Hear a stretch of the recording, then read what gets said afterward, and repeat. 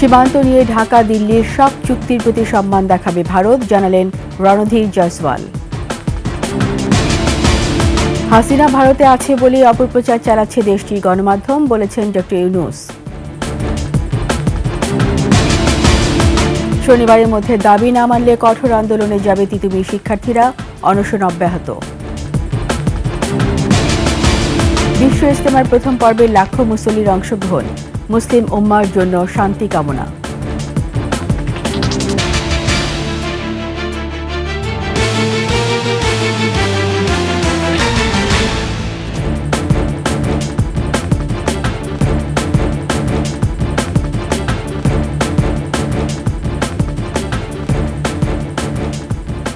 শুনছিলেন সংবাদ শিরোনাম। আমন্ত্রণ ২১ সংবাদের সাথে আছি রীতা চৌধুরী। দর্শক, ২১ টেলিভিশনের সংবাদ একই সাথে সরাসরি দেখতে পাবেন আমাদের ফেসবুক পেজ www.facebook.com/2124 অনলাইনে সাবস্ক্রাইব করতে পারেন www.youtube.com/@21TV চ্যানেলে।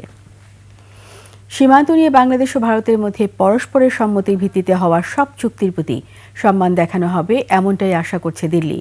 ফেব্রুয়ারিতে বিজিবি ও বিএসএফ এর মহাপরিচালক পর্যায়ের সম্মেলন সামনে রেখে নিজেদের অবস্থান তুলে ধরেন ভারতের পররাষ্ট্র মন্ত্রণালয়ের মুখপাত্র রণধীর জয়সওয়াল। শুক্রবার নিয়মিত ব্রিফিংয়ে এসব কথা বলেন তিনি। See, the DG level talks between BSF and the border guard Bangladesh are scheduled from February 17th to 20th, 2025, next month in Delhi, during which all border-related issues are proposed to be discussed. We expect all mutually agreed MOUs and agreements, I would say, to be honored. These form the basis for structured engagements between India and Bangladesh, in fact, between the border guarding forces of the two countries. ক্ষমতাচ্যুত প্রধানমন্ত্রী শেখ হাসিনা ভারতে আশ্রিত থাকার কারণেই বাংলাদেশ নিয়ে অপপ্রচার চালানোর সুযোগ পাচ্ছে সে দেশের গণমাধ্যমগুলো। ব্রিটিশ সংবাদ মাধ্যম ফিনান্সিয়াল টাইমসকে দেওয়া পডকাস্টে একথা বলেন অন্তর্বর্তী সরকারের প্রধান উপদেষ্টা অধ্যাপক মোহাম্মদ ইউনূস। জানান, আইন অনুযায়ী হাসিনাকে দেশে ফেরত পাঠাতে হবে। দুলি মল্লিকের ডেস্ক রিপোর্ট। ছাত্র জনতার গণ অভ্যুত্থানের মুখে ৫ আগস্ট দেশ ছেড়ে পালিয়ে ভারতে আশ্রয় নেন ক্ষমতাচ্যুত সাবেক প্রধানমন্ত্রী শেখ হাসিনা। তবে সেখানে গিয়েও চুপ নেই তিনি। বাংলাদেশ ও অন্তর্বর্তী সরকার নিয়ে একের পর এক উস্কানিমূলক বক্তব্য দিয়ে যাচ্ছেন, যার প্রেক্ষিতে বাংলাদেশকে মিথ্যা ও বিভ্রান্তিকর খবর প্রচারের সুযোগ পাচ্ছে ভারতীয় গণমাধ্যমগুলো। এটা প্রশ্ন করুন, মোহাম্মদ ইউনূস তো বড় বড় লেকচার মেরেছিলেন, মোহাম্মদ ইউনূস তো নোবেল পেয়েছেন। শেখ হাসিনাকে আশ্রয় দিল ভারত সরকার এ অপপ্রচারে দায় নিতে রাজি নন। এ অবস্থায় শেখ হাসিনা যাতে চুপ থাকে সে নিশ্চয়তা চান অন্তর্বর্তী সরকারের প্রধান উপদেষ্টা doctor Mohammad Yunus. At the same time, whatever time she spends there, make sure she doesn't talk because she's speaking all the time. But it's very, very negative. সম্প্রতি সুইজারল্যান্ডের দাভোসে বিশ্ব অর্থনৈতিক ফোরামের বার্ষিক সম্মেলনে যোগ দেওয়ার ফাঁকে ব্রিটিশ সংবাদ মাধ্যম ফিনান্সিয়াল টাইমসের বৈদেশিক বিষয়ক প্রধান গিডিয়ান রেসম্যানের পডকাস্টে ডক্টর ইউনূস বলেন, আইন অনুযায়ী শেখ হাসিনাকে দেশে ফেরত পাঠাতেই হবে, এর বিকল্প নেই। She is in Delhi and we said, well, you decide what you want to do because legally you have to repatriate. তার সরকারের বর্তমান অগ্রাধিকারের কথা তুলে ধরেন ডক্টর ইউনূস। বলেন, ধ্বংসস্তূপে পরিণত হওয়া অর্থনীতিকে সচল করাই প্রথম কাজ। Top priority number 1, get the economy moving again because the whole economy is devastated economy. I don't have to explain to you, you know that.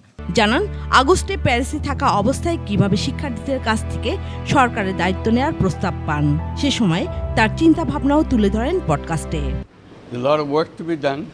দুলি Mallik, desk report, ২১ television. Something new opportunities have. স্বতন্ত্র বিশ্ববিদ্যালয়ের দাবিতে অনশন কর্মসূচি অব্যাহত রেখেছে Titumir college শিক্ষার্থীরা। মহাখালী গুলশান সড়ক অবরোধ করে চলছে বিক্ষোভ, ফলে সৃষ্টি হয়েছে তীব্র যানজটের। বিক্ষোভ চলাকালে 2 শিক্ষার্থী অসুস্থ হয়ে পড়লে তাদের হাসপাতালে পাঠানো হয়। সোহেল সামি রিপোর্ট। স্বতন্ত্র বিশ্ববিদ্যালয়ের দাবিতে তিতুমির কলেজ শিক্ষার্থীদের অনশন 3য় দিনে গড়িয়েছে। চলছে বিক্ষোভ, ফলে সৃষ্টি হয়েছে তীব্র যানজট। বৃহস্পতিবার শিক্ষার্থীদের অনশন ভাঙাতে যান মাধ্যমিক ও উচ্চ শিক্ষা বিভাগের যুগ্ম সচিব নুরুজ্জামান। প্রতিশ্রুতির পাশাপাশি দেখান আইনি বাধ্যবাধকতার অজুহাত, যা মেনে নেয়নি শিক্ষার্থীরা। তো আমাদের যে তিতুমির এটা সবার থেকে আলাদা, আমরা চাই যে আমাদের তিতুমিরকে নিয়ে আলাদা করে ভার্সিটি করুক, কারণ এটা যৌক্তিক দাবি। এই ফিজিবিলিটি টেস্ট বা হাবিজাবির নাম করে আবার একটা ছাত্রদের একটা কাঠামো করে যে এই সমস্যা হবে না তার উত্তর কেউ দিতে পারবে? রাষ্ট্র কাউকে দিতে পারবে না। এখন পর্যন্ত আর প্রশাসন থেকে কিছু বলা হয়নি এবং আমাদের কলেজ প্রশাসনও কিছু বলেনি। আমরা রাস্তায় আছি, আর সরকারও যদি রাষ্ট্র থেকে কোনো কিছু না করে তাহলে আমরা রাস্তায় থাকবো। এদিকে টানা অনশনে সন্ধ্যায় অসুস্থ হয়ে পড়েন 2 শিক্ষার্থী। পরে তাদের হাসপাতালে নেওয়া হয়। সোহেল সামি, 21 টেলিভিশন, ঢাকা। এদিকে শনিবার বিকেল 4টার মধ্যে দাবি না মানলে Barasat barricade two north city কর্মসূচি ঘোষণা করেছে তিতুমির শিক্ষার্থীরা। রাতে এই ঘোষণা দিয়েছে তারা। শিক্ষার্থীরা আপনাদেরকে রাষ্ট্রীয় ক্ষমতায় বসিয়েছে, যৌক্তিক দাবি যদি না হয় তিতুমির বিশ্ববিদ্যালয়, আমরা যদি যুক্তি তর্কে হেরে যাই আমরা আন্দোলন থেকে সরে যাব। আমাদের সাথে আলোচনা করার জন্য আপনারা প্রস্তুত নন, কেন ভয়? সেই ভয় কাটিয়ে আমাদের সাথে আলোচনা করবেন এবং দ্রুত আগামী কালকের মধ্যে আপনারা বিশ্ববিদ্যালয় ঘোষণা করবেন। যদি আমাদের দাবি আদায় না হয় তাহলে আমাদের Barasat barricade two north city কর্মসূচি অনির্দিষ্টকালের জন্য চলমান থাকবে। উক্ত কর্মসূচির আওতাভুক্ত হয়ে রেল ও সড়ক পথ এই কর্মসূচির আওতাভুক্ত থাকবে। দর্শক, তিতুমির কলেজের সামনে আছে সহকর্মী মেহেদি হাসান, যুক্ত হচ্ছি তার সাথে। মেহেদি, শনিবার বিকেল 4টা পর্যন্ত শিক্ষার্থীরা সময় বেঁধে দিয়েছে। এই পরিস্থিতিতে আপনার কাছে আর কি তথ্য আছে?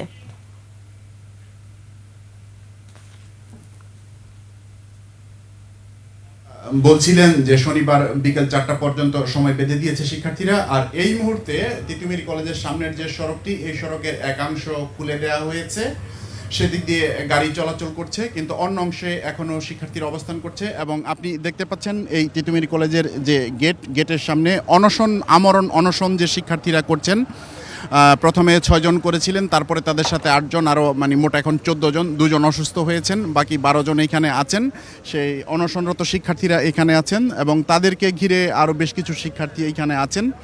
এবং এর আগে 11টার সময় যে সংবাদ সম্মেলন হয়েছে, সংবাদ সম্মেলন হওয়ার পরপরই তিতুমির কলেজের ভেতরে যে হোস্টেল আছে, ছাত্রী হোস্টেল, সেই হোস্টেল থেকে অনেক ছাত্রী, 2 শতাধিক ছাত্রী হবে, তারা বাইরে বেরিয়ে এসেছিলেন। এই সামনের রাস্তা অবরোধ করে তারা বিক্ষোভ করেছেন।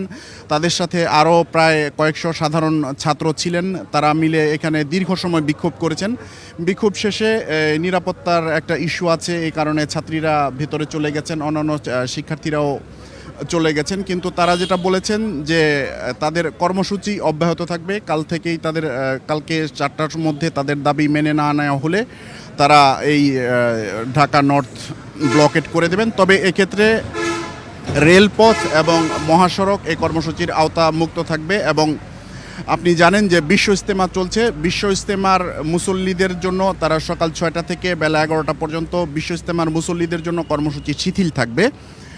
আর শিক্ষার্থীরা যেটা বলছেন যে তাদের সরকার যে উদ্যোগটি নিয়েছে আসলে 7 কলেজকে নিয়ে আলাদা বিশ্ববিদ্যালয় করা, এইটা আসলে করা হলে তাদের দাবি হচ্ছে, তাদের যুক্তি, এটা আরেকটি জাতীয় বিশ্ববিদ্যালয় হবে, তাদের সমস্যার সমাধান হবে না, সেই সেশন জট, সেই আমলাতান্ত্রিক জটিলতা। সুতরাং তাদের এই সমস্যা থেকে মুক্তি পেতে হলে তাদেরকে অবশ্যই স্বতন্ত্র বিশ্ববিদ্যালয় দিতে হবে এবং এই দাবি না মানা হলে তারা এই আন্দোলন থেকে সরবে না। রিতা। ধন্যবাদ মেহেদি আপনাকে। দর্শক, আমরা ছিলাম এতক্ষণ তিতুমির কলেজের সামনে, চলে আসলাম নিউজ স্টুডিওতে। চলে যাচ্ছি পরের সংবাদে। জ্বালানি তেলের দাম পুনর্নির্ধারণ করেছে সরকার। প্রতি লিটারে দাম বাড়ানো হয়েছে 1 টাকা। শুক্রবার বিদ্যুৎ, জ্বালানি ও খনিজ সম্পদ মন্ত্রণালয় থেকে পাঠানো এক বিজ্ঞপ্তিতে কথা জানানো হয়। বিজ্ঞপ্তিতে বলা হয়, আন্তর্জাতিক বাজারের সঙ্গে সমন্বয় করে জ্বালানি তেলের দাম নির্ধারণে ফেব্রুয়ারি মাসের জন্য লিটার প্রতি 1 টাকা বাড়ানো হয়েছে।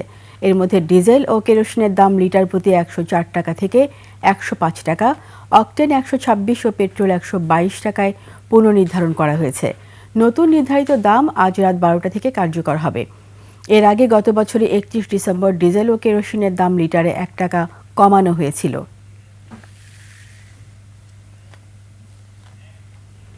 টঙ্গীর তুরাগ তীরে লাখো মুসল্লি অংশগ্রহণে চলছে বিশ্ব ইজতেমার প্রথম পর্ব। শুক্রবার জুমার নামাজে বিশ্ববাসীর শান্তি কামনা করেছেন তারা। ইজতেমার এই পর্বে অংশ নিয়েছেন মাওলানা জুবায়ের পন্থীরা। এদিকে অসুস্থতার কারণে ইজতেমা ময়দানে মারা গেছেন 2 মুসল্লি। গাজীপুর থেকে অপূর্ব রায়ের তথ্যচিত্রে ডেস্ক রিপোর্ট। ভোর থেকেই ইজতেমার মাঠে আসতে থাকেন মুসল্লিরা। বেলা বাড়ার সাথে সাথে তুরাক পারে বাড়ে মুসল্লিদের জনস্রোত। জুমার নামাজে অংশ নিতে সবাই শামিল এক কাতারে। ময়দান ছাড়িয়ে জমায়েত ছড়ায় প্রধান সড়ক পর্যন্ত। ইমামতি করেন মাওলানা জুবায়ের। অধিক সওয়াব ও বিশ্বের শান্তি কামনায় বড় জমায়েতে অংশ নেন মুসল্লিরা। জুমার নামাজে অংশগ্রহণ করতে পেরে আমি খুশি। আল্লাহর প্রতি কৃতজ্ঞতা স্বীকার করছি এই জন্য যে এখানে এত বড় জামাত আমি কোনোদিন আগে অংশগ্রহণ করি নাই। এর আগে ভোরে ফজরের নামাজে শামিল হন লাখো মুসল্লি। নামাজের পর বয়ান শুরু করেন পাকিস্তানের মাওলানা জিয়াউল হক। 63টি খিত্তায় অবস্থান করছেন দেশ বিদেশের লাখো মুসল্লি। এ পর্বে যোগ দিয়েছেন 2000-এর বেশি বিদেশি মেহমান। We used to be from London, but I moved to Preston. I'm from the UK. This is my first time to the Tongi Ijtima in Bangladesh. I'm very happy to be here. So many people here, mashallah. ইসলাম যাতে আমরা প্রচার করতে পারি সেই জন্য আমাদের আজকের এই জামায়াত কিভাবে ঘরে ঘরে দাওয়াত পৌঁছে দেওয়া যায় সেই দাওয়াতের ফিকির আমরা এখানে আসছি। এদিকে মুসল্লিদের নিরাপত্তায় নিয়োজিত পর্যাপ্ত পুলিশ ও র্যাব সদস্য। পুরো ময়দান পর্যবেক্ষণ করা হচ্ছে সিসি ক্যামেরায়। আমাদের মেজারে মনে হচ্ছে না এখানে কোনো নিরাপত্তা ঝুঁকি আছে। আমরা এখনো শান্তিপূর্ণ আছি। আপনারা নিশ্চয়ই এটি আমার সাথে একমত হবেন। রোববার জোহরের নামাজের আগে আখিরি মোনাজাতে শেষ হবে বিশ্ব ইজতেমার প্রথম পর্ব। Khurshid Alam, desk report, 21 television. নিচ্ছি সংবাদ বিরতি। যখন ফিরব তখন অন্যান্য খবরের সঙ্গে আরও থাকবে। শনিবার শুরু হচ্ছে অমর 21 গ্রন্থমেলা। নিরাপত্তা ব্যবস্থা জোরদার।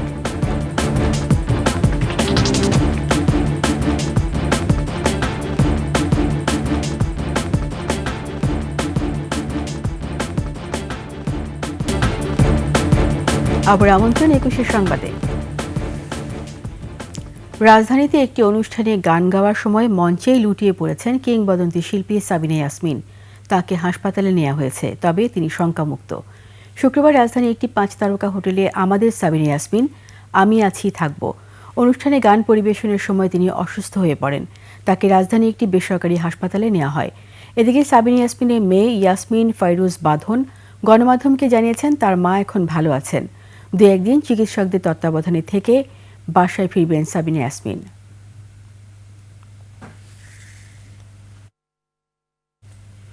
শনিবার পর্দা উঠছে অমর 21 বইমেলার।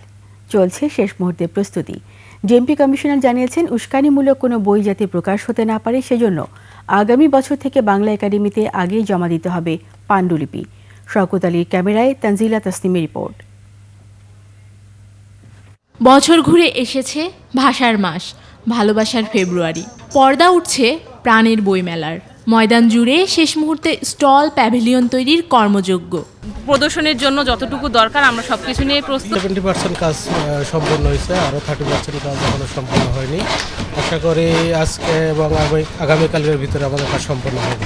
লেখক প্রকাশকরাও গুছিয়ে এনেছেন মাসব্যাপী মেলার প্রস্তুতি। আমরা টোটাল প্রস্তুতি শেষ, আমরা 98% প্রস্তুতি নিয়ে ফেলাইছি। আশা করছি যে মেলাটা স্বতঃস্ফূর্ত হবে, সবাই অংশগ্রহণ করবে মেলায়, আমরা আশানুরূপ পাঠকের সাড়া পাবো। মুক্ত পরিবেশে এবার বইমেলা অনুষ্ঠিত হতে যাচ্ছে। আমার বিশ্বাস গত 17 বছরের চেয়ে এবার অনেক বেশি লোক বইমেলায় আসবেন। সার্বিক নিরাপত্তা পরিস্থিতি পরিদর্শনে এসে ডিএমপি কমিশনার বলেন, মেলা চলাকালীন যে কোনো পরিস্থিতি মোকাবেলায় কঠোর অবস্থানে থাকবে পুলিশ। এই 1 মাস কোনো ভারী যানবাহন চলাচল করবে না। রাত্রে সার্চ লাইটের ব্যবস্থা করা হয়েছে। সমন্বয় সভা করেছিলাম, সেখানে বাংলা একাডেমির কর্মকর্তারা ছিলেন। তাদেরকে আমরা রিকোয়েস্ট করছি কোনো বইয়ের ভিতরে এই উস্কানিমূলক কথা লেখা আছে, এটার জন্য ওরা স্ক্যানিং করে ভেটিং করে স্টলে উপস্থাপন করেন। এই বছর ওরা পারবে না, আগামীতে এই নতুন যে বইগুলো প্রকাশনা হবে তার পাণ্ডুলিপি আগেই যেন বাংলা একাডেমিকে জমা দেওয়া হয়। মাসব্যাপী মেলার পুরো সময় জুড়ে ঢাকা বিশ্ববিদ্যালয় এলাকায় চলবে না কোনো ভারী যানবাহন। আইন শৃঙ্খলা বাহিনীর নিশ্ছিদ্র নিরাপত্তা এবং নতুন বই নিয়ে পাঠকের সাথে বইমেলায় মেলবন্ধনে অপেক্ষায় আছে লেখক, প্রকাশক এবং স্টলের সদস্যরা। Tanzila Tasnim, 21 television, Dhaka. Aviva Finance Limited বাণিজ্য সংবাদ।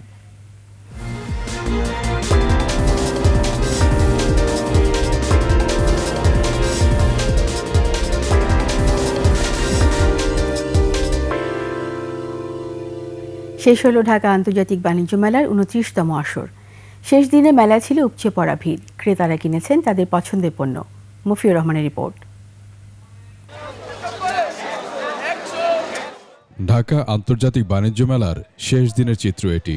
এভাবেই ফুটপাতে বসে পণ্য বিক্রি করছেন বিক্রেতারা।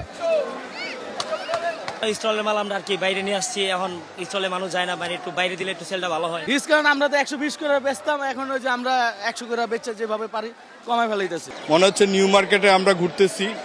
নিউ মার্কেটে ফুটপাতে যেভাবে প্রোডাক্ট সেল করে দেখলন বাই চলন এই 100 এই অবস্থা হয়ে গেছে। উনি কিছু না, এগুলো মানে বেসিক্যালি কি বলবো, এটা গুলিস্তানে পাওয়া যায়। সকাল থেকে মেলায় তেমন আনাগোনা না থাকলেও বেলা বাড়ার সাথে সাথে ভরে যায় স্টল আর প্যাভিলিয়ন। গৃহস্থলী পণ্য, পোশাক, কসমেটিক্স কিংবা ইলেকট্রনিক্স জিনিস কিনছেন অনেকে। অনেক কিছু কেনা আছে, কসমেটিক্স, জামা কাপড় সব দেখবো, যা যা পছন্দ হয় কিনবো। এখন তো ডিসকাউন্ট দিয়েছে, প্রথম দিনের তুলনায় আজকে একটু কম আছে।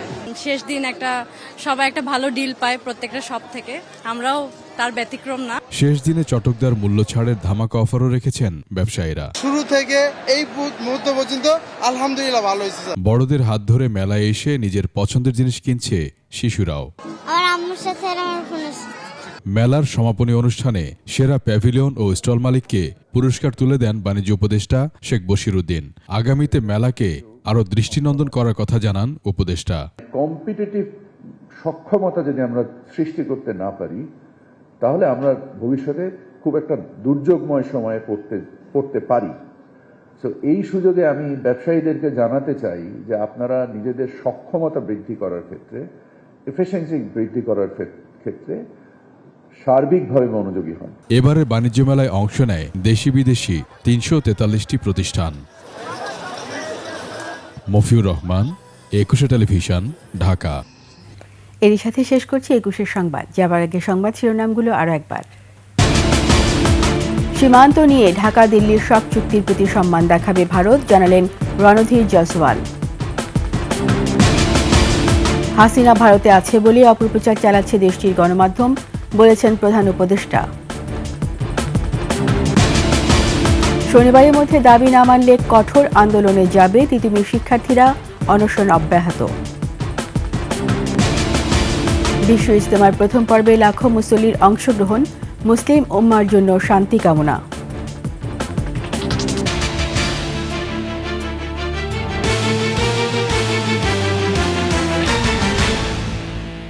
সবশেষ সংবাদ জানতে ডায়াল করুন 2021 নম্বরে, আর ভিজিট করুন 21-tv.com ওয়েবসাইটে। ফেসবুকে ভিজিট করতে পারেন www.facebook.com/2124 অনলাইনে। সাবস্ক্রাইব করতে পারেন www.youtube.com/@21tv চ্যানেলে। এতক্ষণ সঙ্গে থাকার জন্য সবাইকে ধন্যবাদ। পরবর্তী সংবাদ দেখার আমন্ত্রণ রইল। 21-এর সাথেই থাকুন।